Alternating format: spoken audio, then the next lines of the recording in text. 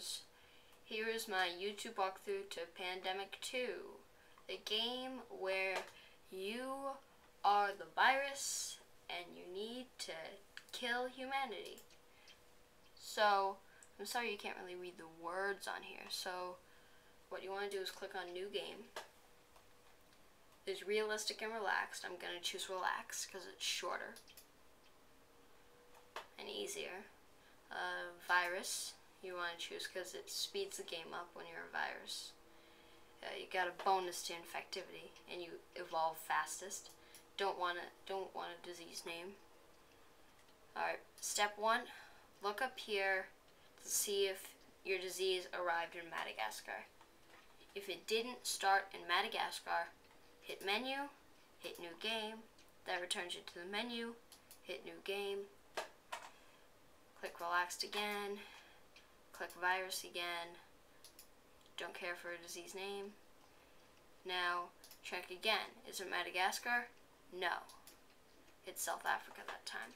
So I go to a new game, do exactly what I said to do before, and now check, nope, not Madagascar, it's United States that time. New game, relaxed, virus, no name, New Zealand. Oh, that's like the 5th time I got New Zealand and no Madagascar. I've only started in Madagascar 3 times in my whole entire life.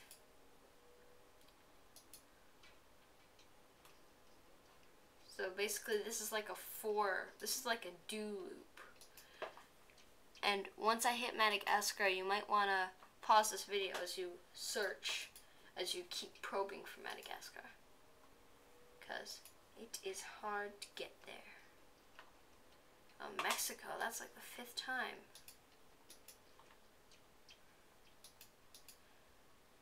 I've already hit 2 minutes probing.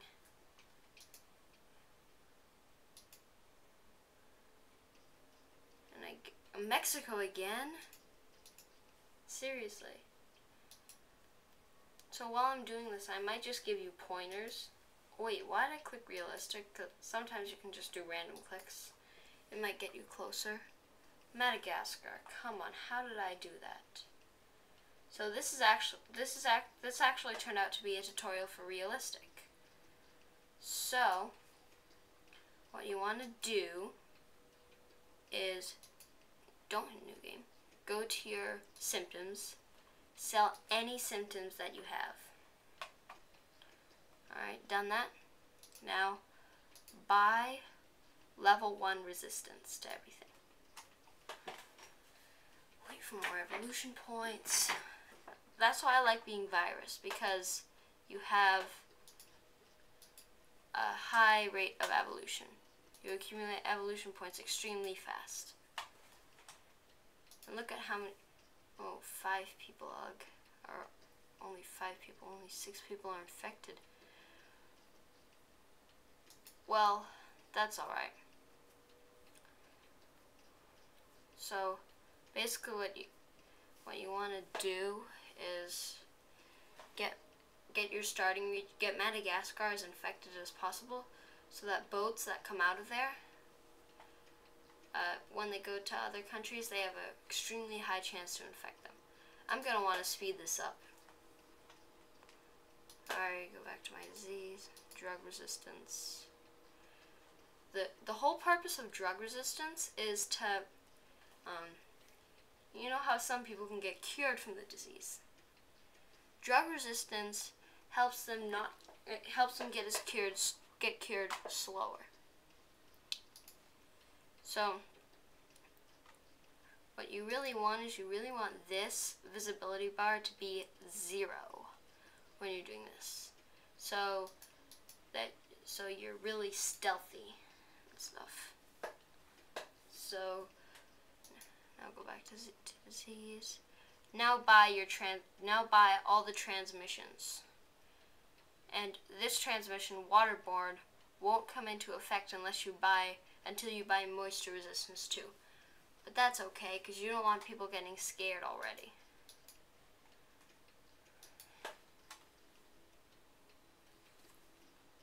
So, we got enough evolution points for rodent.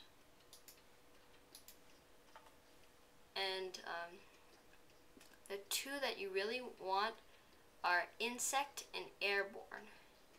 Because insect is boosted by drought, and airborne is always there. But another thing that's good to have is rodent, because it just helps boost transmission. Well, I got a lot of evolution points now. Enough to buy insect. Just need 4 more and I can get airborne, waterborne. And notice that none of the water supplies will ever become infected. Ooh, I got 4,000 people infected. 5,000. Yep. Those transmissions really help. Ooh, doubled even. So, yeah. You really want to have a good number of people infected. And I don't really consider your disease starting in Madagascar. I consider your disease starting wherever the first boat from Madagascar that has infected people in it lands. That means the first country that gets infected other than Madagascar. Because basically what you did by starting in Madagascar is taking it off the map. Now you don't have to worry about it. That's why I love starting in Madagascar. And if you really want to win, you should start in Madagascar. If you're just trying for a high score, you can start anywhere you want. Look, Madagascar's already turned this wilted lettuce color. And that's because I have a virus. And viruses spread so quickly. See, Cuba's suffering from widespread drought. If my virus was in Cuba, it would be infected. It would be so infected. There would be so much infectivity in Cuba. Because drought boosts insect population. Now it's turned a more reddish. Now it's turned a nice, good soil color. Almost halfway infected. Almost half of the population of Madagascar is infected. So basically the next boat that leaves there, the place where the boat will go, will be infected.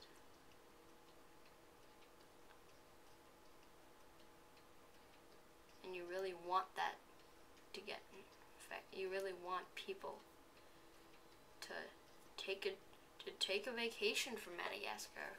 Ooh, it's starting to turn red. That means more than half of the people are infected. And what I always notice is that China is the first to respond to the disease. Like when it's not even doing anything, it's like, declare martial law, shut down airports, shut down borders, shut down shipyards, shut down hospitals, shut down schools. Oh, boat left Madagascar. The boat's headed toward Australia. And it dodges it. Alright, it's headed away. It's headed toward New Zealand. Yes! Disease arrives in New Zealand. Now that's where I've officially started, because New Zealand has an airport now. It can really spread. That's what I consider starting. So I started in New Zealand, but I officially started in Madagascar. I like to consider New Zealand my starting point now, because basically what I did to Madagascar is take it off the map. See, it's really red now. Almost everybody's infected. Peru gets hit by an earthquake. See, earthquakes are good for reducing the effects of hospitals. So earthquakes are good when a vaccine's in development. So that's really neutral for me. And look, Madagascar's already responding. He's shutting down public transit. Oh, No more earthquakes in Peru. Hurricanes on China beginning to break up. Disease in Japan. Ooh, disease in Mexico. Now that is a good starting point right there. Because a whole bunch of people hop the borders here. West Europe's another good one. They can hop the borders here, here, and they have an airport and a boat. Airport. Mexico has an airport and a shipyard, so that's a good place.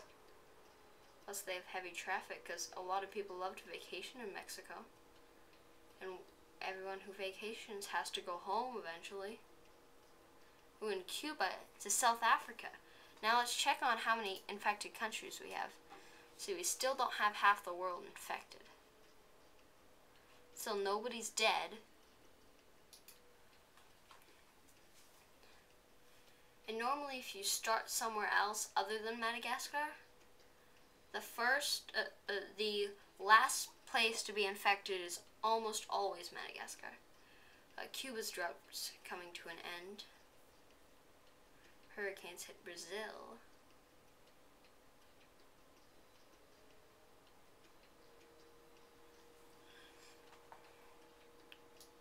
Disease in Canada. Why not US? Seriously, why not US? No one's infected in the US. In the Middle East. Let's go check it out. 8 people. China. Greenland. And basically what these symbols mean up here is natural disaster, the first one, looks like an hourglass kind of. The arrow pointing down, that just flashed red, means I just infected a new country. And this one over here, all the way to the right, I don't think you can see it. It's, you got a new trait. And if you're playing unrelaxed, that will never turn on. Alright, let's check out how many infected countries. Only Argentina and Russia. And what I find very weird is that it's always Peru or Argentina that's the last country. Ay, ay, ay. India's going crazy. We're declaring martial law. Shut down hospitals. You really freaked out, India. Japan. Real. I say real as in yikes. Look at that. Look at that. Madagascar still has that boat place open. Indonesia, Japan. Disease in Argentina.